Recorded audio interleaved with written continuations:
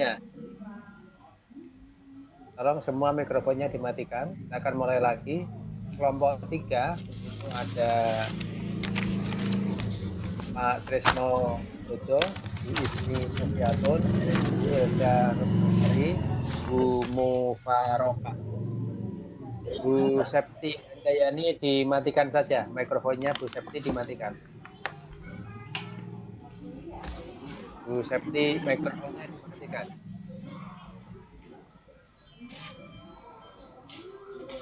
Siapa yang akan mewakili presentasi di antara Pak Tresno, Bu Ismi, Bu Elda, Bu Mufarokah ini? Pak Tresno, Pak. Oh, nggih, siap, Pak. Nah, Pak Tresno silakan. Pak Tresno aja, Pak. Ya, Bu Septi tolong dimatikan mikrofonnya. Pak Tresno silakan, Pak. Oh, nggih, terima kasih. Untuk kelompok 3 sekarang terdiri dari saya sendiri, Tresno Widodo, Bu Ismi Sofiatun, Bu Elda, dan Ibu Mufarokah.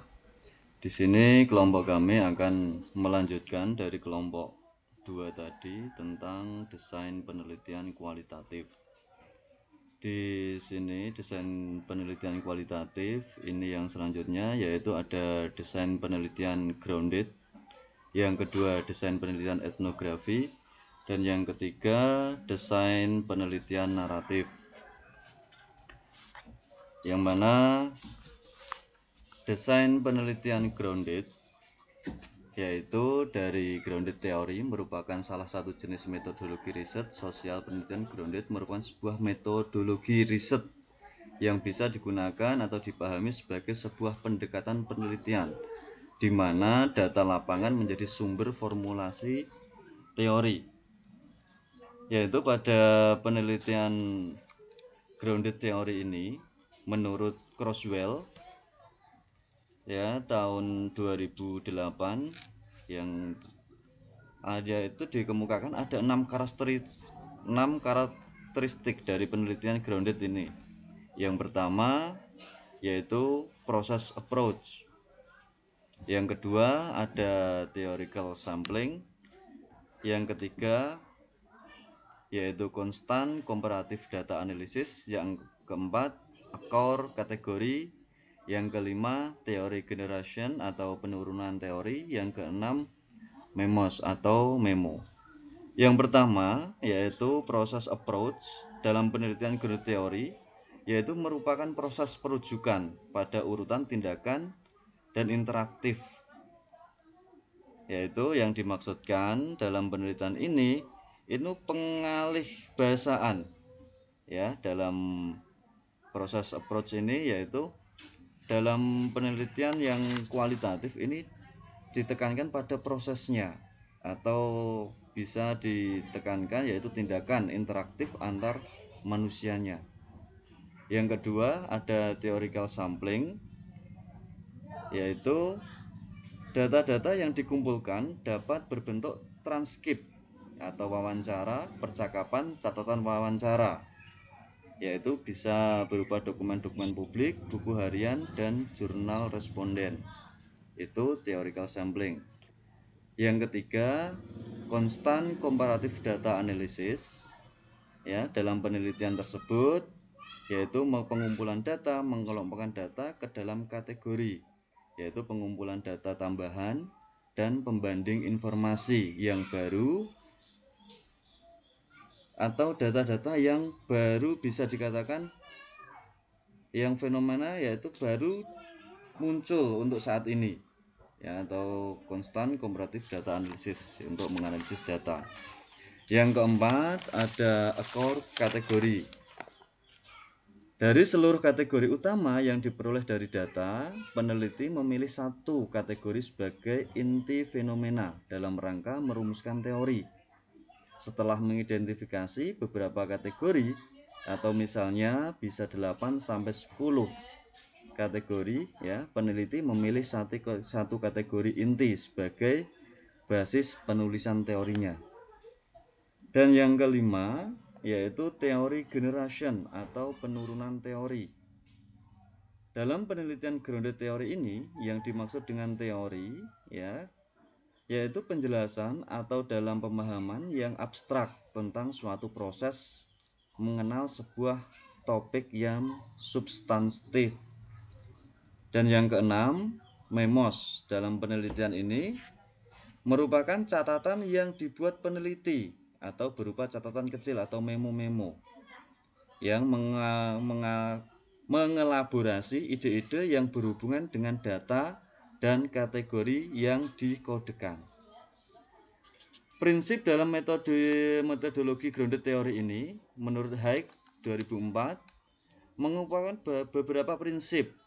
Yang pertama, perumusan masalah penelitian, deteksi fenomena, penurunan teori, pengembangan teori, penilaian teori, dan grounded teori yang direkonstruksi. Itu bisa di situ.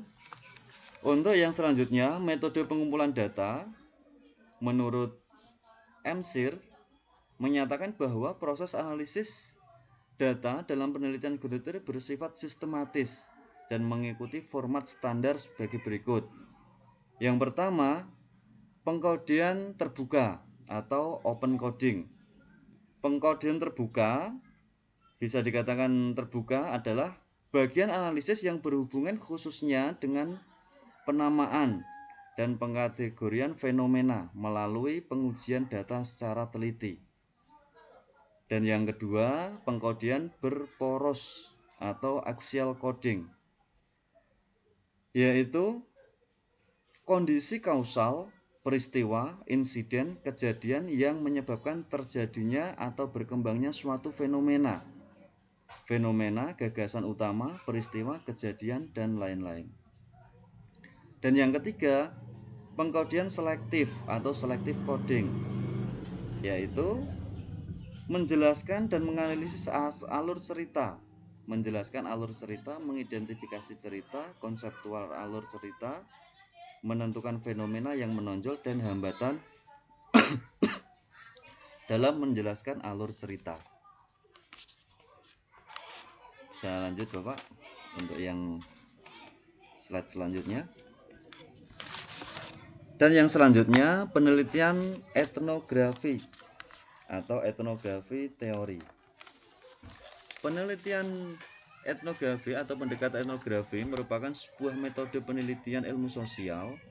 Penelitian ini sangat percaya pada ketertutupan pengalaman pribadi dan partisipasi, dan mungkin tidak hanya pengamatan, bisa oleh para peneliti yang terlatih dalam seni etnografi. Salah satu dari beberapa ahli mengemukakan bahwa salah satunya adalah MSIR yang menyatakan etnografi adalah suatu bentuk penelitian yang berfokus pada makna sosiologi melalui observasi lapangan tertutup dari fenomena sosiokultural. Metode yang digunakan dalam penelitian atau pendekatan etnografi ini tadi dikatakan bisa pengkodian terbuka, pengkodian berporos, dan pengkodian selektif. Asumsi dasar dalam penelitian etnografi yaitu mengasumsikan kepentingan yang dipengaruhi oleh pemahaman kultural masyarakat atau bisa dikatakan budaya dari masyarakat yang ada, mengidentifikasi masyarakat yang relevan dengan kepentingannya, memahami kelebihan kultural dari masyarakat yang diteliti, menguasai bahasa atau jargon dalam teknis.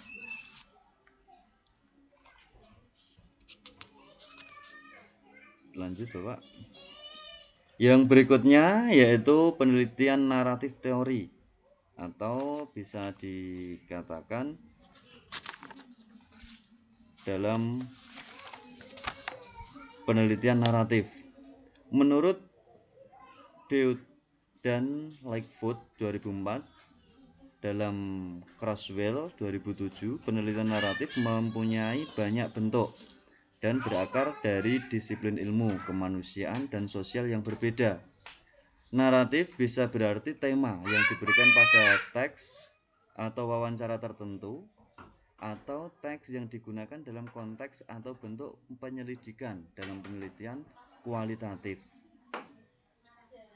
struktur penelitian naratif ini, ya, ini gaya naratif merupakan kekuatan dari riset kualitatif. Tekniknya sama dengan bentuk storytelling, di mana cara penguraian yang menghablurkan batas-batas fiksi. Bentuk penelitian naratif antara lain, yang pertama, menggunakan pendekatan kronologis seperti menguraikan peristiwa demi peristiwa yang dibentangkan secara perlahan mengikuti proses waktu atau slowly over time. Ketika menjelaskan subjek studi mengenai budaya saling berbagi dalam kelompok atau a culture sharing group. Narasi kehidupan seseorang atau the narrative of the life of an individual atau evolusi sebuah program atau sebuah organisasi. Yang kedua, menyempitkan dan memfokuskan pembahasan. Laporan juga bisa seperti mendeskripsikan berbagai kejadian berdasarkan tema-tema atau perspektif tertentu. Gaya naratif dari studi kualitatif ini bisa juga menerangkan sosial tipikal atau keseharian hidup seseorang. Dalam penelitian yang naratif ini bisa dilakukan beberapa proses.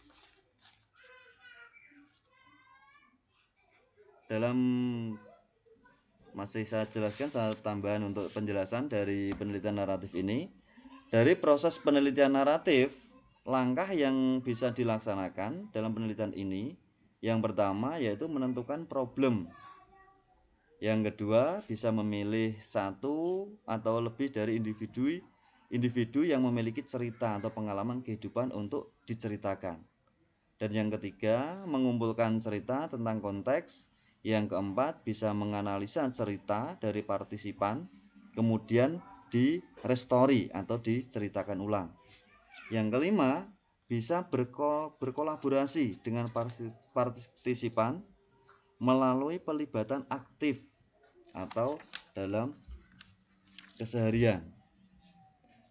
Dan jenisnya penelitian naratif ini bisa dikategorikan atau bisa dibedakan dari jenisnya, yaitu analisis narasi dan yang kedua analisis naratif. Apa bedanya? Kalau analisis narasi yaitu analisis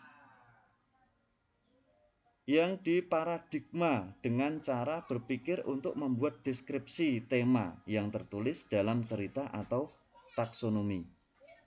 Sedangkan yang analisis naratif yaitu sebuah paradigma dengan mengumpulkan deskripsi peristiwa atau kejadian dan kemudian disusun menjadi cerita atau diulang kembali. Sedangkan penelitian naratif ini mempunyai karakteristik yang berfokus pada pengalaman individu, menggunakan teknik restoring, data yang dikumpulkan, dan ada lagi melibatkan atau menanggapi pertanyaan. Sekian dari kelompok 3. Apabila ada kekurangan mohon bisa ditambahkan oleh Pak Nur. Apabila dari teman-teman ada pertanyaan, kami persilahkan. Terima kasih Pak Nur. Baik Pak Tris. Silahkan yang mau bertanya, silahkan lewat chat. Ini Bu Ari Wijayanti, aduh mati yo. Ya, silakan yang mau bertanya. Penelitian kualitatif. Ada satu hal yang nanti mau saya jelaskan, pasti Anda semua belum paham tentang apa itu partial coding, selective coding, belum kenal. Nanti saya jelaskan. Ada yang mau bertanya, hidupkan mic atau chat lewat bertanya lewat chatting. Ada. Berarti sudah pada jelas Pak. Ya, gimana? Jelas sekali. Ya, berarti kalau teman-teman tidak ada yang bertanya, berarti dari kelompok 3 sudah jelas tadi Pak dipaparkan.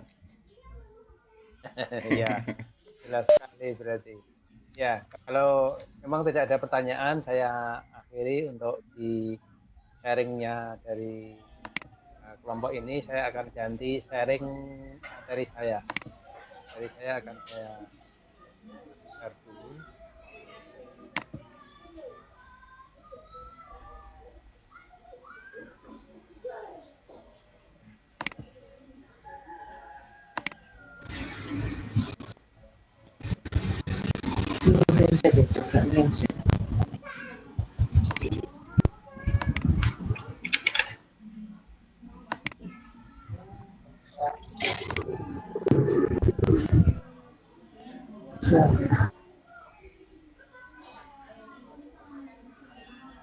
Oke, saya mulai dulu ya.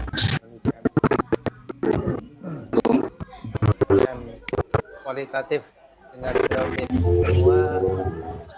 Tolong mic-nya dimatikan semua.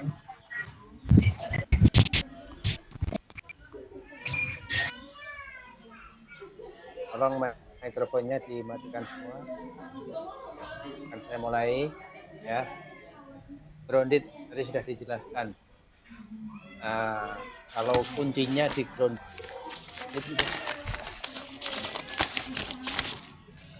kalau untuk menghasilkan teori yang menjelaskan di tingkat konseptual terhadap suatu proses tindakan tentang suatu topik yang kenapa? Karena teori-teori yang ada saat itu tidak bisa menjelaskan tentang penelitian yang ada. Itu Anda melakukan penelitian untuk mencari teori baru. Grounded. Grounded ini kan mendalam. Ini contohnya bagaimana partisipasi orang tua dalam bagian kelas pada saat ada saber pungli. Pernah ada apa belum ini? Ya, penelitian tentang partisipasi masyarakat ketika muncul saber pungli. Nah, kalau tidak ada, justru Anda akan melakukan penelitian itu. Saya yakin sampai sekarang ini jarang atau mungkin malah nggak ada bagaimana partisipasi orang tua atau komite ketika saber pungli itu gencar untuk menyisir sekolah. Maka Anda harus melakukan penelitian. Berikutnya ada beberapa rancangan yang disebut sistematik design, rancangan sistematik, kemudian emerging design, rancangan yang muncul bukan didesain terlebih dahulu, tapi emerging itu adalah muncul pada saat yang sama, muncul kemudian. Kemudian rancangan konseptualis. Nah, yang rancangan sistematis atau mungkin ini yang emerging juga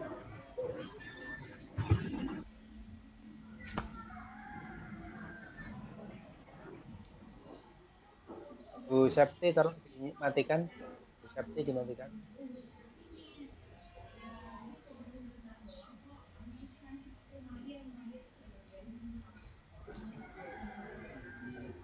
Bu Septi dimatikan lagi speakernya. Ya. Rancangan sistematis itu artinya apa? Sejak dari awal itu peneliti itu sudah punya rancangan yang pasti. Sudah ada rancangan dari awal.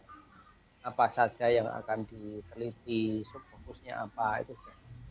Biasanya mahasiswa S2 atau S3 ini menggunakan rancangan sistematis ini. Karena selalu akan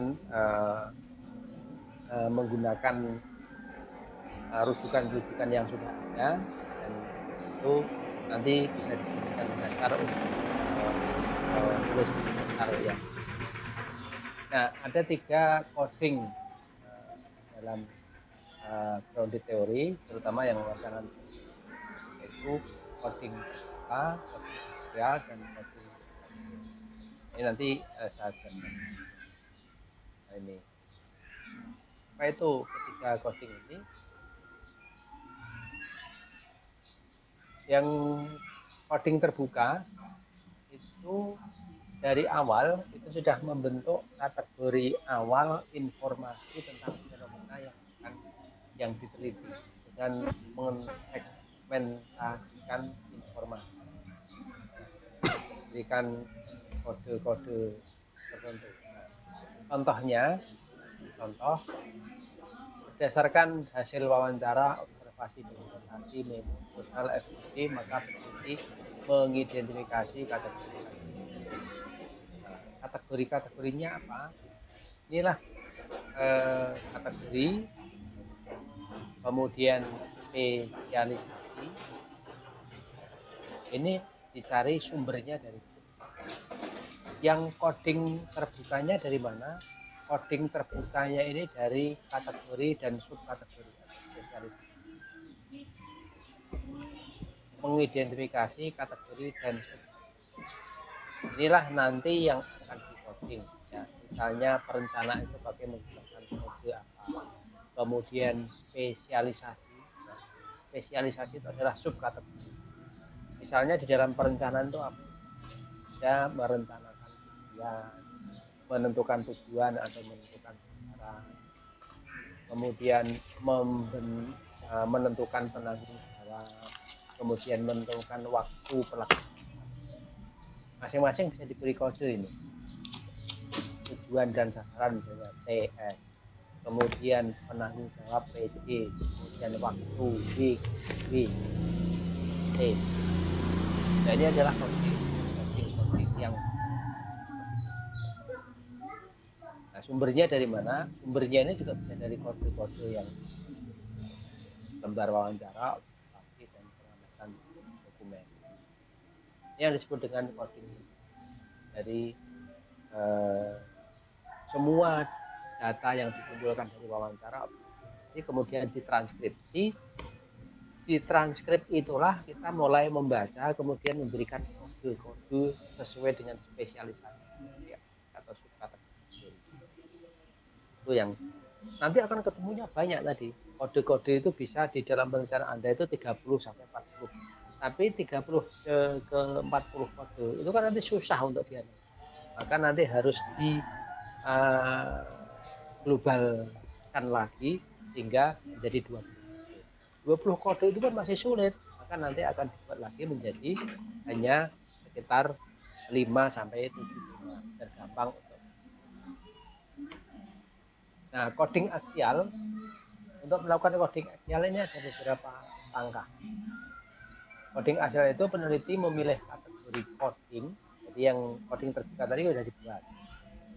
Kategori coding terbuka dan memposisikan di tengah proses yang sedang dieksplorasi untuk mengaitkannya dengan kategori. Jadi melakukan coding aksial itu ada beberapa mengaitkan satu dengan lain. Misalnya ini ada kategori lain itu adalah yang menyebabkan variabel atau subfokus itu, yang berhubungan dengan subfokus itu apa, atau yang berhubungan dengan konteks itu apa, kemudian yang berhubungan dengan evaluasinya. Ini ada istilah-istilah teknis juga. Tapi coding aksialnya intinya inilah membuat dari coding terbuka ke coding. Tadi kan ada kategori-kategori itu, ya, ada kategori. Misalnya kategori itu kalau ini dalam mutu sekolah atau mutu pendidikan itu ada kategori input, ada kategori proses, ada kategori output, ada kategori. Nah, untuk membuat coding aksial ini intinya di mana? Mutu sekolah itu intinya di mana? Mutu sekolah itu intinya adalah di proses pembelajaran dan manajemen. Maka Bapak Ibu harus bisa menentukan variabel-variabel apa yang mempengaruhi kualitas sekolah itu. Kualitas proses pembelajaran itu apa yang mempengaruhi? Nah, tentunya adalah kualitas input kurikulum, kemudian input SDM SDM itu berarti bisa muridnya, bisa gurunya, bisa pegawainya, bisa kepala sekolahnya. Apa saja sih yang mempengaruhi mutu selain input kurikulum dan SDM? Nah, ini adalah faktor-faktor strategi yang mempengaruhi. Misalnya supervisi yang dilakukan oleh kepala sekolah dan apalagi gaya kerja yang ada di sekolah. Ini semua faktor akan mempengaruhi proses pembelajaran dan inilah yang nanti akhirnya akan mempengaruhi. Jadi dari coding-coding terbuka tadi, yang secara sembarangan kita memberikan banyak kode terhadap hasil wawancara, observasi, dan dokumentasi, kemudian kita ubah menjadi coding aksial. Hanya nanti input kurikulum menjadi apa? A. Supervisi menjadi S. SDM menjadi SD misalnya. Gaya kerja menjadi BK dan sebagainya. Ini adalah coding. Belum bisa melakukan coding aksial kalau belum melakukan coding terbuka. Jadi coding. Nah, kemudian ada coding selektif. Apa itu kode bagian terakhir adalah peneliti menulis suatu teori dari saling hubungan di antara kategori dalam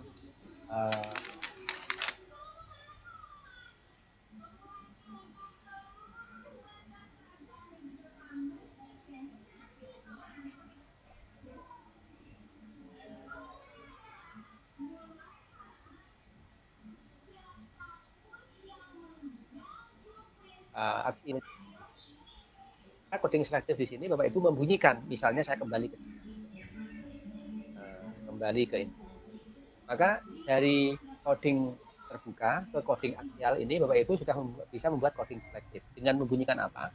Faktor-faktor yang mempengaruhi mutu sekolah atau kualitas sekolah adalah input kurikulum, input SDM, input supervisi, input supervisi kepala sekolah dan pengawas sekolah, dan budaya kerja di sekolah.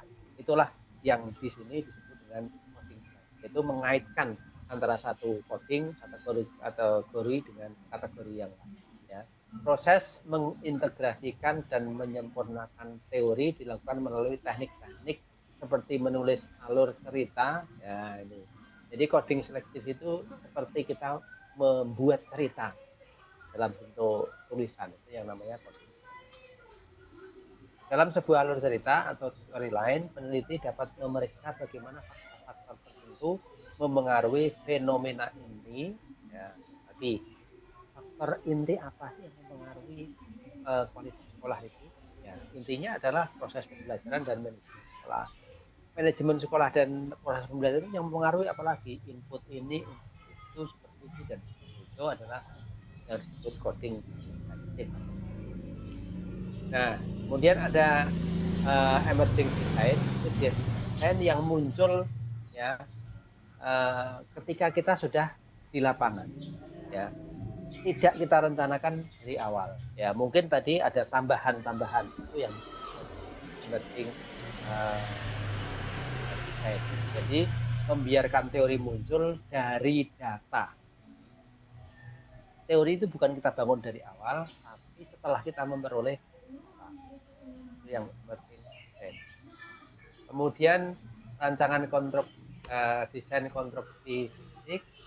Jadi ini di antara dua ini. Fokus rancangan ini adalah makna yang diletakkan oleh satuan dalam suatu penelitian dengan pandangan nilai keyakinan perasaan individu daripada mengumpulkan fakta dan mendistribusikan tindakan. Ini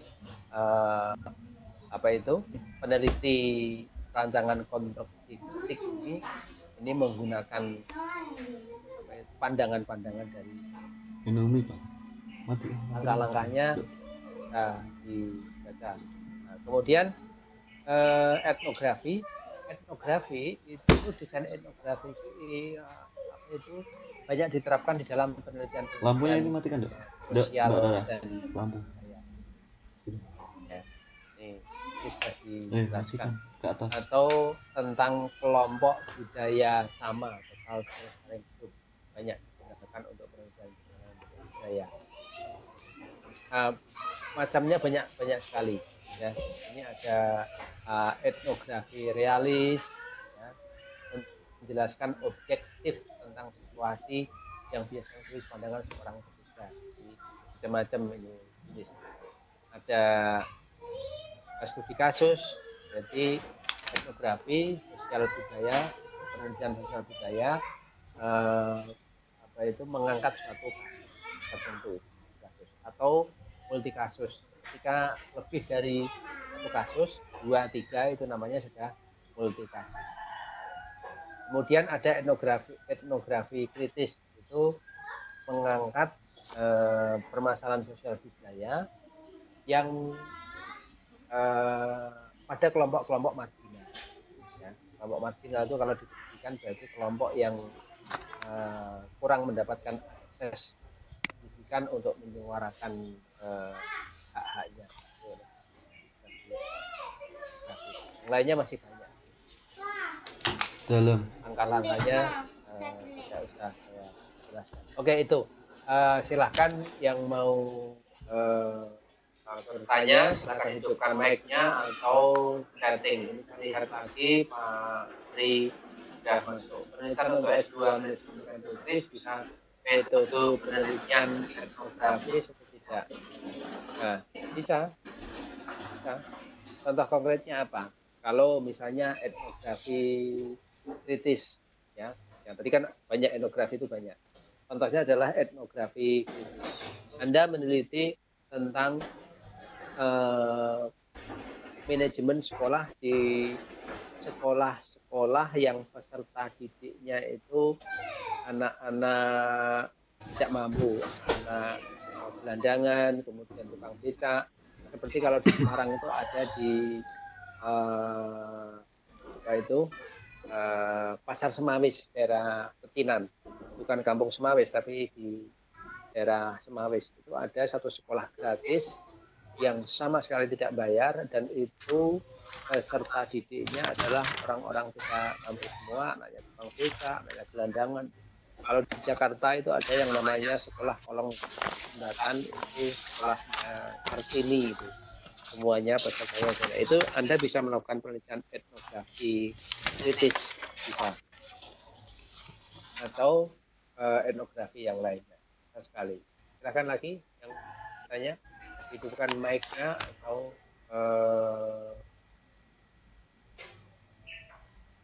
ada lagi ya. Sebentar kalau gitu. Sebentar.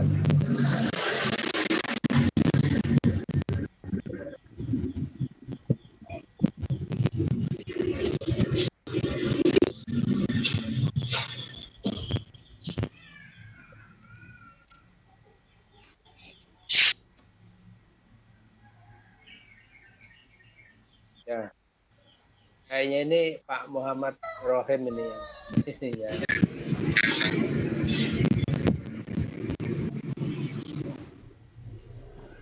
Ya.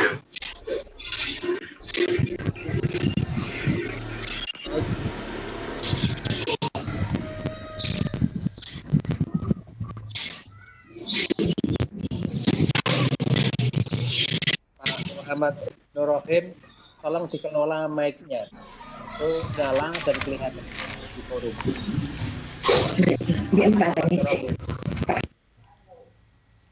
Ya. Nyala lagi. Sekarang Bu Ari yang nyala. Saya jawab pertanyaan dulu dari Bu Elda. Pak, mohon maaf ingin bertanya tentang desain penelitian yang mana jika saya mengadakan penelitian tentang pendidikan, pelatihan guru terhadap prestasi anak didik, maka dari ketiga desain tersebut, jika saya mengadakan penelitian tentang pendidikan, pelatihan guru, kalau ini nggak bisa menggunakan kualitatif Bu ini. Bu, tolong semua dibaca di chatnya Bu Ari, Bu Elda Normalasari, tolong dibaca di chatnya. Kalau Ibu akan meneliti seperti ini, tidak bisa penelitian kualitatif, jelas kuantitatif itu.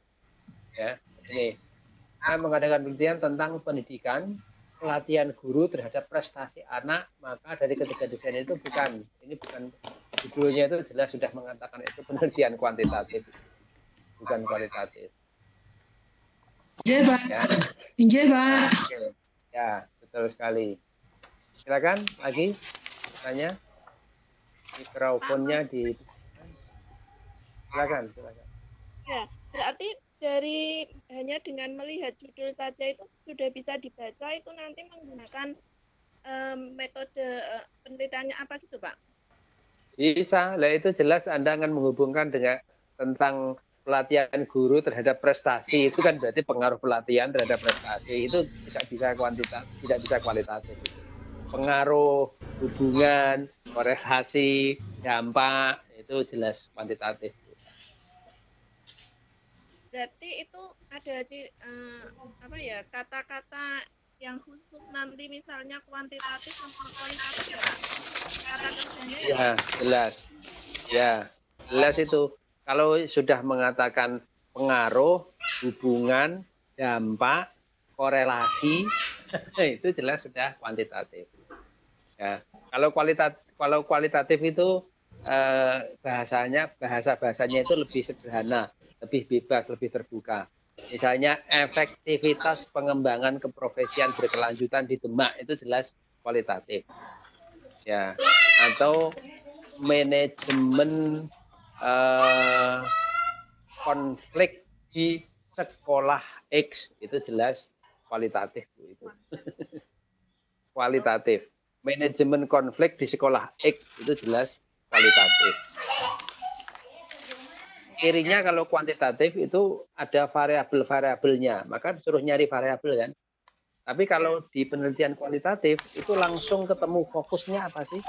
Masalah utama itu adalah fokus di dalam penelitian kualitatif. Maka di penelitian kualitatif itu sebetulnya nggak dikenal variabel, ya adanya fokus, kemudian rinciannya itu disebut subfokus. Karena penelitian kualitatif itu selalu akan arahnya itu ke suatu titik masalah, tidak menghubung-hubungkan atau tidak mempengaruhi atau tidak apa itu bukan yang kualitatif. Ya. Oke. Terima kasih. Ada lagi? Lewat suara boleh, lewat chat boleh. Kak Nur, Nah, kualitatif itu boleh di tempat kerjanya sendiri atau tidak? Kualitatif juga tidak boleh di tempat kerjanya sendiri. Yang boleh itu research and development, tapi tidak boleh hanya satu sekolah. Research and development itu kan harus mengembangkan, maka mulainya itu biasanya dari sekolahnya sendiri, kemudian ditambah 1-2 sekolah di lingkungannya. Karena kalau hanya di tempatnya sendiri, nanti ya belum tentu bisa diaplikasikan di tempat lain produk yang akan dihasilkan. Gitu, Bu. Terima kasih, Pak. Ada lagi, monggo, silakan. Saya, Pak. Silakan, Pak. Kalau seandainya kita melaksanakan penelitian dengan menggunakan grounded theory, kan dari misalnya kita meneliti itu dari tempat kerja kita, dan selanjutnya nanti melimpah ke tempat kerja tetangga misalnya. Kalau saya kan yang paling dekat di SD Gedang Alas 3 atau di SD Gedang Alas 2, seperti itu bisa apa tidak, Pak? Masalahnya sama enggak antara yang terjadi di SD Bapak dengan di sekolah lain? Karena kan spesifik kalau di kualitatif, apalagi grounded teori itu. Contoh studi kasusnya misalnya kita meneliti tentang gaya kepemimpinan, Pak. Kan di SD saya dan di SD tetangga misalnya, itu kan ada istilahnya variatif gaya kepemimpinannya dari masing-masing SD. Seperti itu bagaimana, Pak? Ya, kalau gaya kepemimpinannya itu antara yang di SD Bapak dengan sekolah lain itu berbeda, ya nggak bisa disatukan itu. Berarti kalau nanti kita meneliti gaya kepemimpinan, bisanya masuknya kuanti, Pak, ya, atau menggunakan kualitatif, Pak? Sebetulnya kalau gaya kepemimpinan itu bisa kuantitatif, bisa kualitatif, tinggal teori yang digunakan. selama teori yang digunakan itu adalah merujuk bahwa gaya kepemimpinan yang dimaksud itu adalah sebuah kontinum. Kontinum itu gaya ini lebih jelek daripada gaya ini lebih bagus daripada gaya ini, ya, maka itu adalah kontinum. Tapi selama gaya itu bukan sebuah kontinum, maka tidak bisa dikualitatifkan. Contohnya, saya beri contoh dan Bapak Ibu tolong ditanya, karena sekaligus contoh saya pertanyaan. Apakah gaya kepemimpinan otoriter, demokratis, dan laissez-faire itu sebuah kontinum atau bukan? Kontinum, Pak. Nah, apakah betul gaya kepemimpinan otoriter itu lebih jelek daripada demokratis dan lebih jelek dari laissez-faire? Belum tentu, Pak. Belum tentu. Nah, iya, belum tentu. Itu jebakan saya bahwa gaya kepemimpinan itu ada yang mengatakan ada yang bisa menjadi kontinum, ada yang tidak kontinum. Ketiga gaya tadi bukan sebuah kontinum, karena otoriter itu bisa lebih bagus diterapkan pada kondisi tertentu, sementara itu demokratis itu bisa bagus diterapkan dalam kondisi yang berbeda. Itu. Nah, di dalam bukunya Hoy dan Miskel itu dia mengatakan bahwa ada gaya kepemimpinan yang kontinum, maka itu bisa digunakan untuk penelitian kuantitatif. Selama itu tidak sebuah kontinum, maka tidak bisa digunakan dalam penelitian kuantitatif. Gitu. Jadi bisa dua-duanya sebenarnya.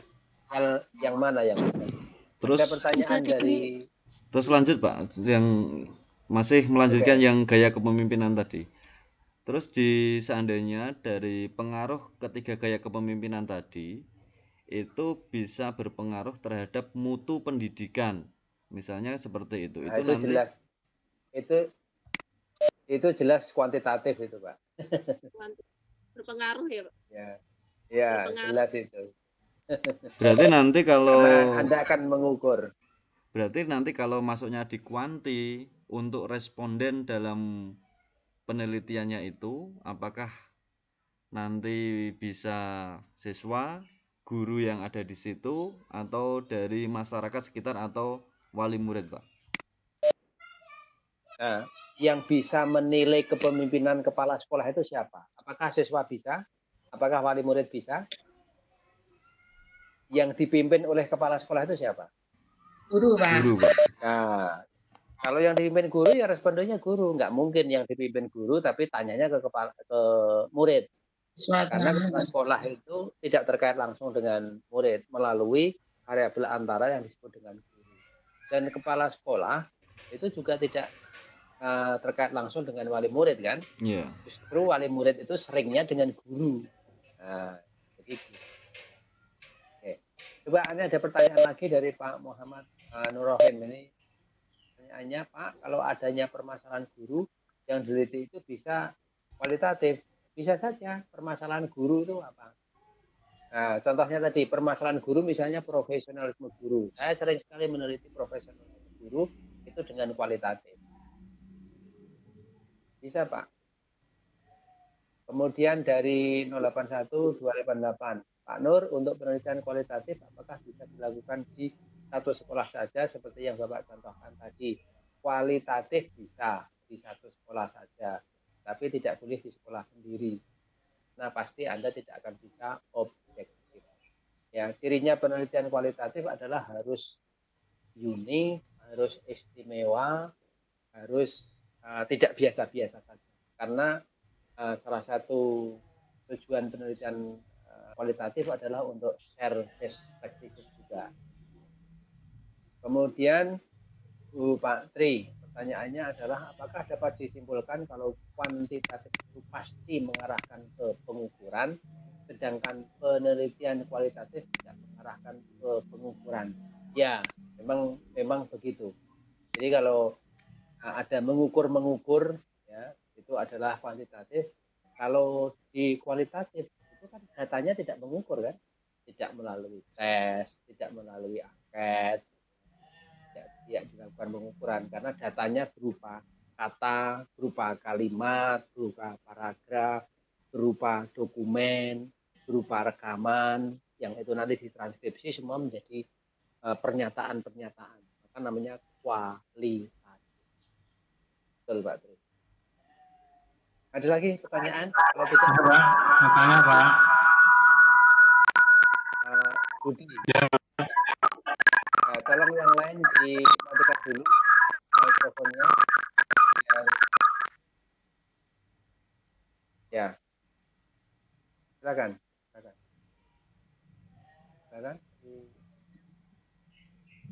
Monggo. Ya. Oh, berarti yang berdering ini Jangan dekat-dekat Pak Budi. Pak Budi dengan Bu Hari kayaknya terlalu dekat ini. Dia berdering. Feedbacknya ini. Kalau gitu di chatting aja, Pak. Nah, silakan di chatting. Sambil saya menyiapkan untuk Pak, ini Pak. Ini pertanyaan saya itu, halo? Ya, monggo. Ya, Pak. Oke. Monggo. Ya, pertanyaan saya itu begini Pak. Ini pengalaman saya tuh pernah menjadi responden kepala sekolah yang mengambil S3. Ya. Yang satu, itu saya disuruh mengajar di lapangan itu sampai 4 kali dan diteliti, artinya dilihat, dipantau oleh dosen pembimbing dan yang bersangkutan itu. Sementara yang satu itu setelah beberapa bulan, ketiga juga itu hanya memakai hanya mengisi kuesioner saja, itu hanya 1 kali. Ya. Halo? Ya. Itu saya sebagai responden itu merasa kurang sreg karena ketika di sidang terbukanya mereka semuanya itu lulus begitu Pak. Nah yang saya tanyakan, apakah hasil penelitian itu bisa dikatakan tidak valid oleh penguji atau setelah terkumpul data-data itu dianggap secara teori itu sudah benar terus langsung disetujui begitu saja Pak. Oke, ya baik Pak Budi. Kalau yang hanya ngisi kuesioner 1 kali dan Bapak tidak diminta untuk dikonfirmasi itu sah. Karena apa? Dalam penelitian kuantitatif itu pasti respondennya tidak hanya 1. Respondennya pasti tidak hanya Pak Budi, respondennya adalah banyak, maka nanti yang diambil itu adalah hasil rata-rata. Atau kalau dalam statistik itu kuantitatif itu ada tendensi sentralnya. Yang kurang yang tidak mendekati rata-rata, yang tidak normal, itu akan ketemu deviasinya, yang deviasinya tidak digunakan. Maka kalau Bapak merasa memberikan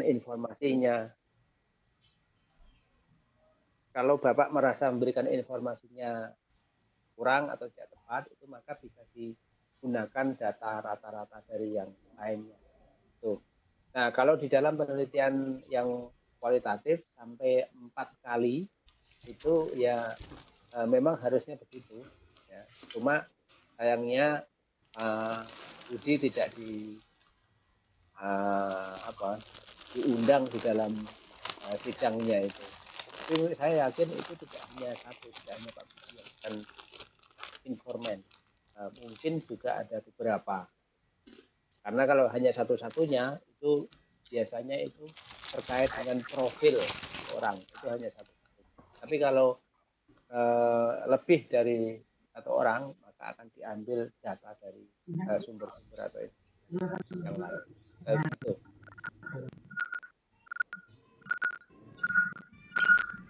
Oke, kalau ini tolong semua ditutup lagi. Saya akan masuk ke materi yang terakhir. Materi terakhir dari kelompok 4, kelompok 4 siapa yang akan presentasi sini karena ada Bu Pak Eko Siswanto, Bu Ima Nur Ismawati, dan Pak Eko, Pak. Supriyanto. Pak Eko, silahkan Pak Eko dihidupkan. Ya. Terima kasih Pak Nurkolis. Halo. Ya. Halo. Bisa saya? Bisa. Ya, sudah bisa Bu. Ya, langsung saja Pak ya. Selamat sore pada Pak Nurkolis dan teman-teman sekalian. Assalamualaikum warahmatullahi wabarakatuh. Waalaikumsalam. Alhamdulillah pada kesempatan ini kita bisa bertemu lagi, walaupun bertemu tidak secara langsung, akan tetapi dengan pembelajaran daring, akan tetapi tidak mengurangi niat kita untuk mencari ilmu. Kami kelompok 4 akan menyampaikan materi yang berjudul penelitian kebijakan pendidikan. Dari kelompok kami, saya sendiri, Eko Siswanto. Yang kedua ada Ibu Ima Nur Ismawati, Pak Supriyantono Setiobudi, dan Ibu Widya Stuti. Ya, sebelum saya ke materi tentang penelitian kebijakan, akan saya sampaikan dulu. Di sini ada 2 kebijakan. Yang pertama adalah kebijakan publik, yang kedua adalah kebijakan pendidikan. Apa itu kebijakan publik dan apa itu kebijakan pendidikan? Kebijakan publik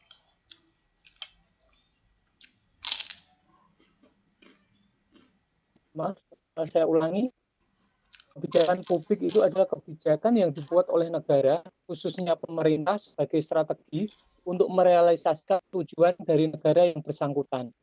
Keputusan dalam konteks ini termasuk juga pemerintah memutuskan untuk memutuskan untuk tidak mengurus isu terkait.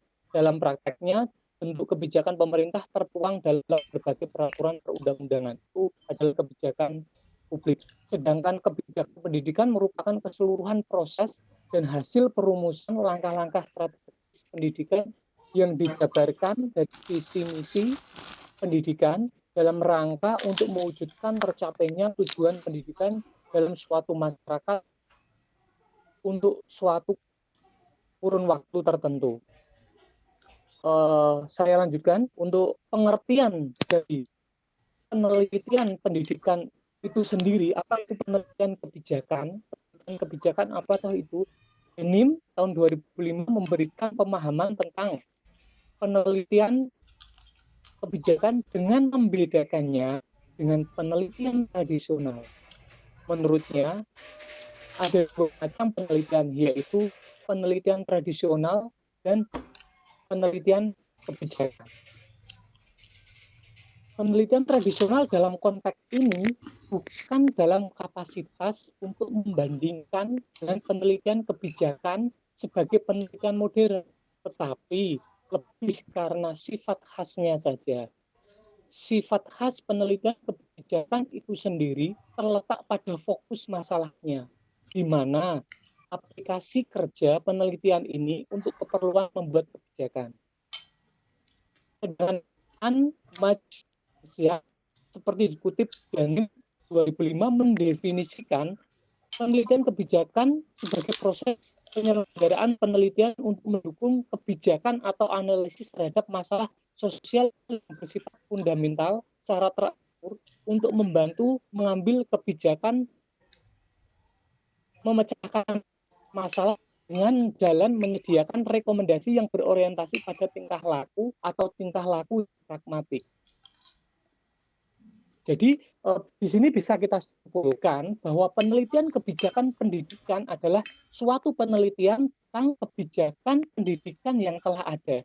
Jadi penelitian kebijakan ini digunakan untuk meneliti kebijakan yang sudah ditetapkan oleh suatu pimpinan organisasi atau pimpinan sekolah. Misalkan seorang kepala sekolah membuat suatu kebijakan apakah kebijakan itu nantinya akan mengarah ke hal-hal yang positif atau ke justru menjadi kemunduran sebuah sekolah lah, itu bisa dilaksanakan atau bisa diadakan penelitian. Nah, tujuan dari penelitian kebijakan ini, ya, penelitian jika kebijakan yang telah ditetapkan oleh kepala sekolah tadi mengarah ke hal-hal yang positif, maka bisa dilanjutkan. Akan tetapi jika penelitian tentang kebijakan yang telah yang meneliti tentang kebijakan yang telah dibuat oleh kepala sekolah tadi mengarah ke hal-hal yang kurang bagus atau membuat kemunduran organisasi, maka penelitian kebijakan ini bisa digunakan untuk memberikan masukan atau memberikan pemecahan masalah. Yang selanjutnya, perbedaan antara evaluasi kebijakan tadi yang saya kedua, perbedaan antara evaluasi kebijakan dengan penelitian kebijakan. Untuk evaluasi kebijakan untuk produknya, penelitian sebagian ataupun seluruh dimensi dari proses kebijakan. Yang untuk penelitian kebijakan itu sendiri, untuk produknya pemahaman yang mendalam akan suatu kebijakan. Untuk pendekatan perbedaannya antara evaluasi kebijakan dengan penelitian kebijakan, yang evaluasi kebijakan pendekatannya strategis, sedangkan untuk penelitian kebijakan pendekatannya adalah dengan menggunakan metode-metode tertentu atau metodologis. Waktu pelaksanaan untuk evaluasi kebijakan yaitu pasca implementasi kebijakan, jadi setelah kebijakan itu ditetapkan atau dilaksanakan, sedangkan untuk penelitian kebijakan waktu pelaksanaannya adalah sebelum atau pra implementasi atau pasca atau setelah penerapan dari kebijakan itu sendiri.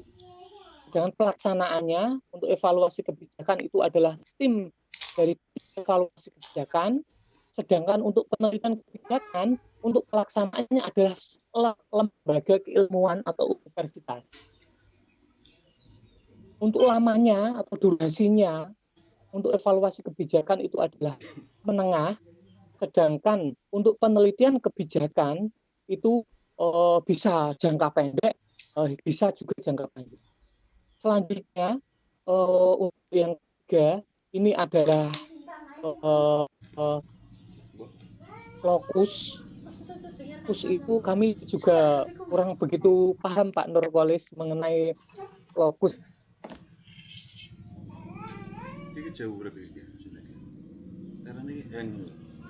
Lokus itu adalah area atau tempat penelitian.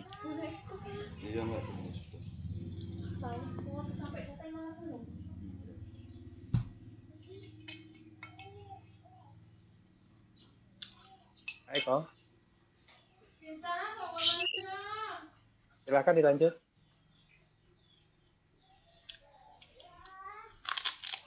Implementasi kebijakan pendidikan, kinerja kebijakan pendidikan, dampak kebijakan pendidikan, terus lingkup kebijakan pendidikan, evaluasi kebijakan pendidikan, penelitian kebijakan pendidikan. Untuk selanjutnya dari gambar di atas, keterangan gambar lokus dan ruang penelitian ini, maka penelitian kebijakan pendidikan dapat dijelaskan cakupannya sebagai berikut, yaitu 1. Penelitian tentang isi kebijakan pendidikan, yaitu penelitian untuk menilai suatu kebijakan dari sisi muatan atau isinya. Salah satu metode yang dapat digunakan adalah analisis isi, baik yang bersifat kuantitatif atau bersifat kualitatif. Yang kedua, penelitian tentang implementasi kebijakan pendidikan, yaitu penelitian tentang bagaimana suatu kebijakan diterapkan. Yang ketiga, penelitian tentang kinerja kebijakan pendidikan. Yang keempat, penelitian tentang lingkungan kebijakan pendidikan. Yang kelima, penelitian tentang proses kebijakan pendidikan. Keterangan dari gambar tadi untuk lokus dan untuk kampus dan ruang lingkupnya tadi. Untuk slide selanjutnya, ya ini berkaitan dengan langkah-langkah penelitian kebijakan. Majzak dalam Danim 2003 mengemukakan 5 langkah penelitian kebijakan, yaitu langkah-langkahnya yaitu 1, persiapan. Jadi persiapan ini adalah tujuan utama dari langkah pertama ini adalah diperolehnya informasi yang memadai untuk menentukan fokus studi penelitian kebijakan yang akan dilakukan. Jadi langkah kita yang pertama itu yaitu tahap persiapan ini digunakan untuk memperoleh informasi sebanyak-banyaknya mengenai objek yang akan kita teliti. Yang selanjutnya, nomor 2, konseptualisasi studi. Langkah ini mencakup 3 aktivitas, yaitu A, mengembangkan model preliminary paradigma penelitian tentang masalah sosial. Sebagai contoh, kualitas pendidik siswa di daerah terpencil lebih rendah daripada siswa di daerah perkotaan. Dapat dipandang dari sudut pandang yang berbeda-beda, yaitu dari politik, psikologis, ekonomi, dan lain-lain. Ini menurut langkah yang kedua, yaitu konseptualisasi studi. Walaupun pada kenyataannya nanti apakah memang betul seperti itu atau tidak, apakah memang kualitas pendidikan di kota lebih baik daripada di daerah terpencil atau di desa. Yang selanjutnya yang B, Lanjutkan ke 345, Pak. Nggak usah langsung ke 345 aja. langsung ke 345, Pak ya. Analisis teknik. Ya, langsung saja, ini analisis teknik, perumusan rekomendasi, dan yang kelima adalah mengkomunikasikan hasil studi. Jadi 5 langkah yang dikemukakan oleh Majzak dalam Danim 2003. Slide selanjutnya.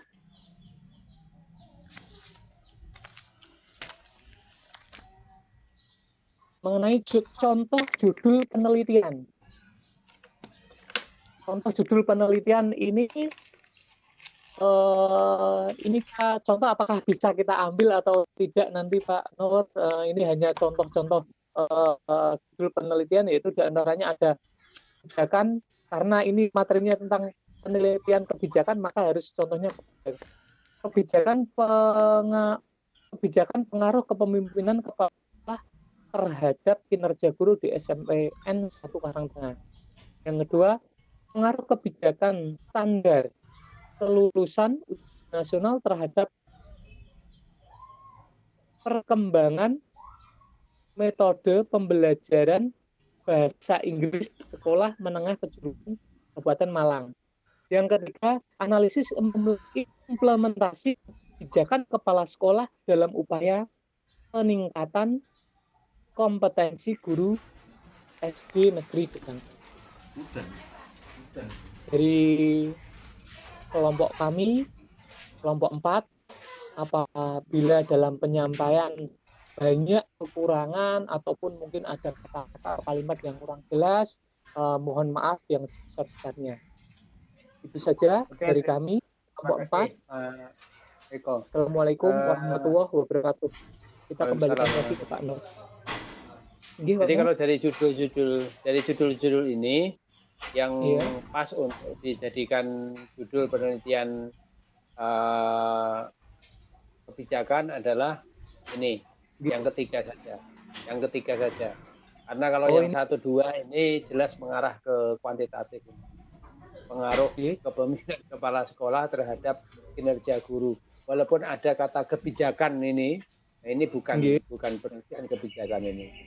Nggak ada kebijakan kepala sekolah di sini. Yang kedua, pengaruh kebijakan standar kelulusan ujian nasional terhadap perkembangan metode pembelajaran, ini juga tidak ada pengaruhnya, nggak ada hubungannya. Ini kalau dipaksa-paksa ini akan penelitian kuantitatif. Jadi kalau yang ini hanya yang baik. Silakan Bapak Ibu, ada pertanyaan? Ya, silakan, ada pertanyaan. Saya buka di chat, ini ada ada yang tanya ini.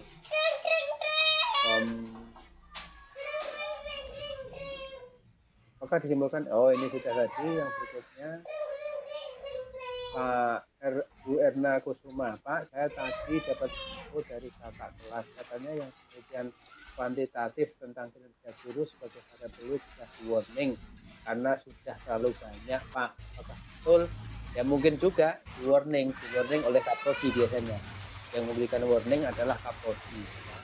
Tentang kinerja itu sudah terlalu banyak. Apalagi kinerjanya hanya persiapan pembelajaran, pelaksanaan pembelajaran, dan evaluasi pembelajaran, karena terlalu sempit itu.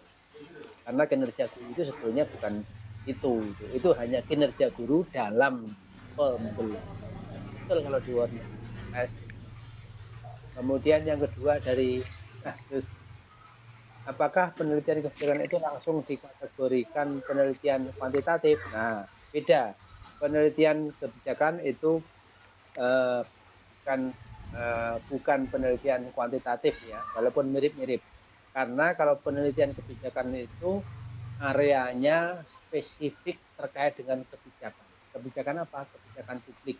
Termasuk di dalamnya adalah kebijakan pendidikan. Kebijakan pendidikan itu adalah kebijakan publik, khusus di bidang pendidikan. Jadi kalau penelitian kualitatif itu macam-macam. Nah, yang khusus terkait dengan kebijakan itulah disebut dengan penelitian kebijakan. Tapi model-modelnya, analisisnya mirip dengan penelitian kualitatif. Ya. Hanya areanya tadi sudah spesifik, mulai dari formulasi, implementasi, kemudian evaluasi, sampai dengan dampak dan sebagainya. Oke, ada lagi pertanyaan? Kalau nggak bisa dihidupkan mikrofon.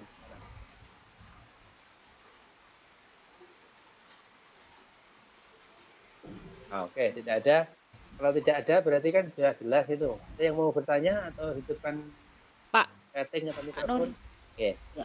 Monggo, Pak Nur silakan. Nun Sewu, untuk penelitian kebijakan itu ada batas waktunya tidak? Misalkan kita mau mengangkat masalah kebijakan Menteri Pendidikan belajar di rumah untuk siswa kelas 3 SMP atau SMA, misalkan seperti itu. Ya, tidak ada batas waktunya asalkan Anda masih bisa mendapatkan datanya. Tetapi penelitian kebijakan itu kan ada tiga tadi, fokusnya ada tiga. Bukan, ada dua, yaitu penelitian tentang kebijakan, berarti ada dulu kebijakannya baru diteliti, atau penelitian untuk kebijakan. Penelitian untuk kebijakan berarti penelitian kita itu digunakan untuk menyusun kebijakan, tapi kebijakannya sendiri belum ada. Belum ada. Oh iya iya. Ya, belum ada. Itu namanya penelitian untuk kebijakan. Ya, kalau penelitian kebijakan, peneliti kebijakan yang sudah ada itu harus ada kebijakannya dulu, dan selama datanya itu masih diperoleh, maka bisa. Misalnya penelitian kebijakan itu sudah lama, kebijakan itu sudah lama dikeluarkan dan sekarang diterapkan.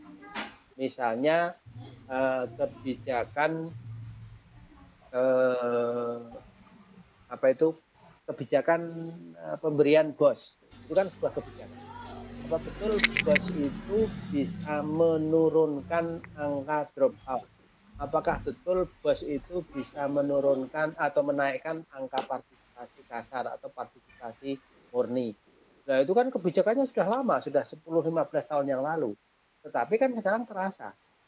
Nah, itu kebijakan masih bisa diteliti, walaupun waktunya sudah lama. Terus nanti kalau hasil akhirnya seperti apa Pak Nur contohnya? Misalkan kalau kuantitatif kan dia pengukuran. Jadi hipotesisnya kan itu terjadi peningkatan atau ada jumlahnya gitu. Kalau kualitatif kan apa yang terjadi ketika setelah penelitian itu dilakukan. Nah, kalau untuk kebijakan konklusinya seperti apa Pak Nur? Ya, penelitian kebijakan ya ada dampaknya atau tidak, bisa menaikkan atau menurunkan, tergantung tujuannya apa, mengetahui apa. Jadi nggak bisa sepattern itu sepola seperti penelitian kuantitatif. Oh, Ya. kalau itu untuk seperti kita mahasiswa S2 mungkin nggak memakai itu?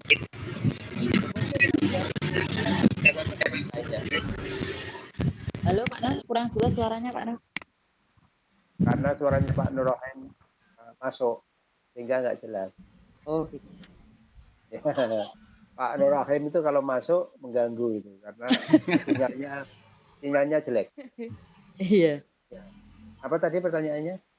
Itu kalau misalnya kita gunakan untuk mahasiswa S2 seperti kita itu mungkin tidak menggunakan kalau kita untuk Ya, tesisnya sangat menggunakan. mungkin. Sangat mungkin. Sangat mungkin. Nah. Ya, ini ada peringatan Pak Yulianto Agung ini. Tak terasa sudah pukul 16.52.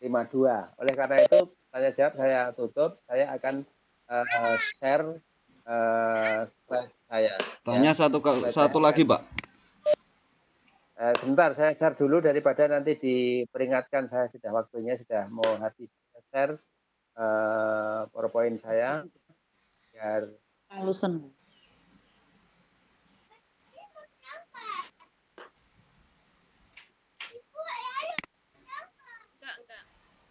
Tuan apa itu?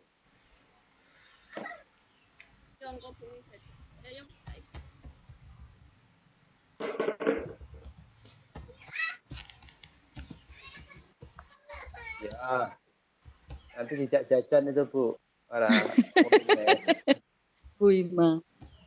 Ya oke, baik saya slide share dulu penelitian kebijakan ya sekilas ya tadi banyak yang sudah dijelaskan.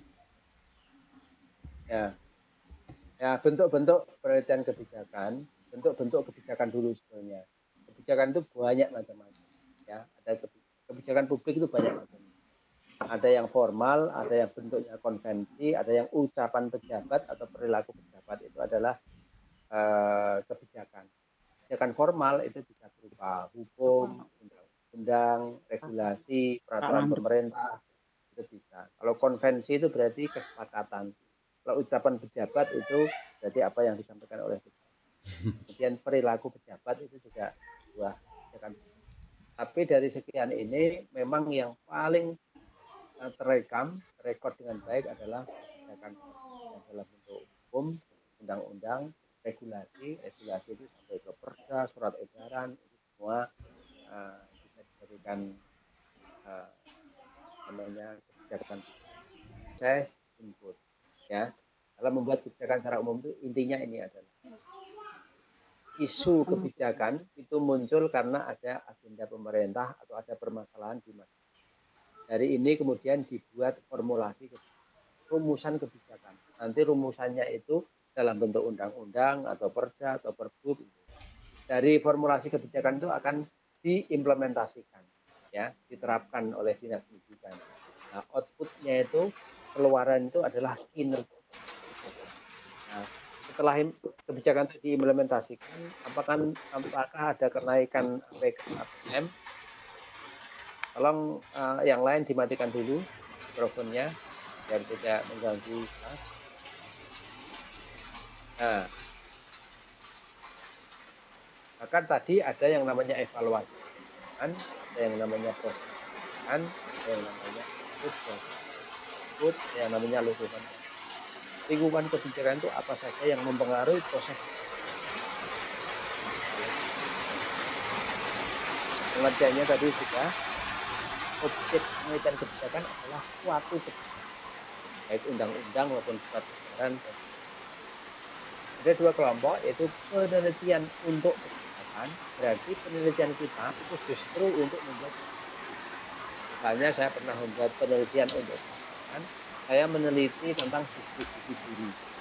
Distribusi guru itu sebagai dasar untuk penataan guru dan sekolah regional. Itu adalah penelitian untuk kebijakannya sendiri belum ada karena baru akan. Tapi kalau yang banyak itu adalah penelitian tentang tadi penelitian tentang kebijakan pemberian BOS ke sekolah itu seperti apa? Itu adalah penelitian tentang. Nah, ruangnya atau lokusnya atau tempat itu adalah mulai dari perumusan dan implementasi. Kinerja itu berarti hasil dari kebijakan itu, kemudian impact, dampak atau outcome. Lingkungan kebijakan juga bisa diteliti. Misalnya, kenapa pemerintah mengeluarkan kebijakan tentang pemberian BOS? Nah, mungkin karena yang tidak bersekolah yang tidak mau pilih dengan terus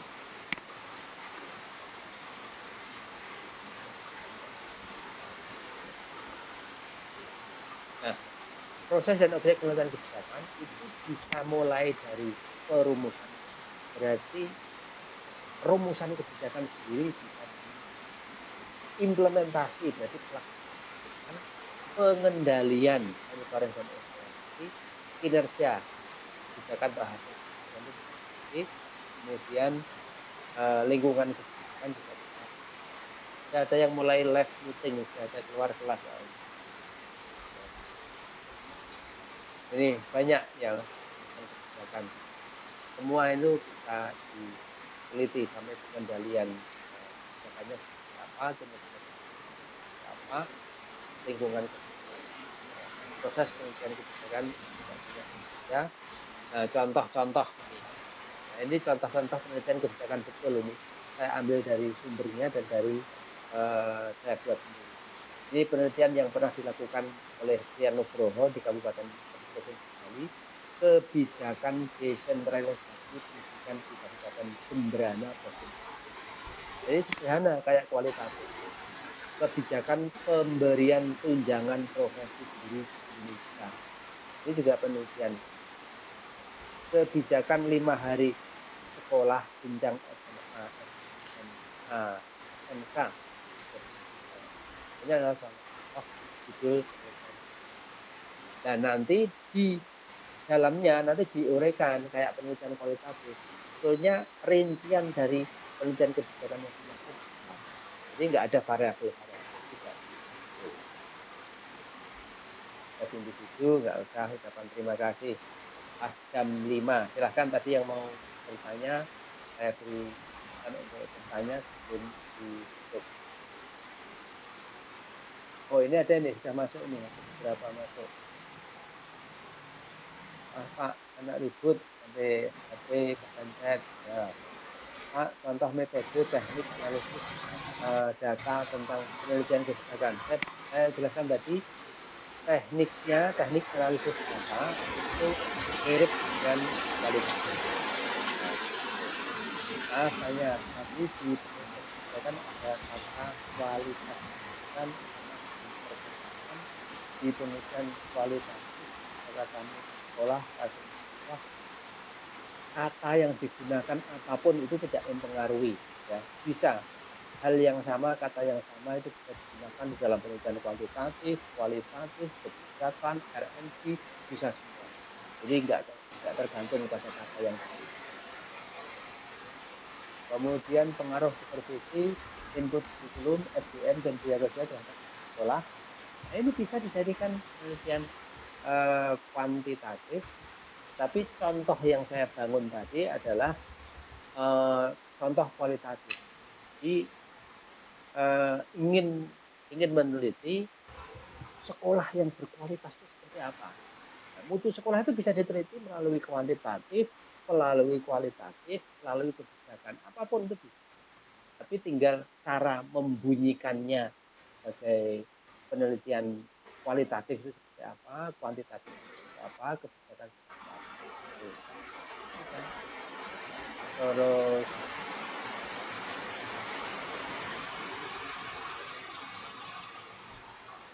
seperti ini, mohon minta soft copy filenya Pak Nur, saya tidak bisa mengikuti itu karena sinyal error.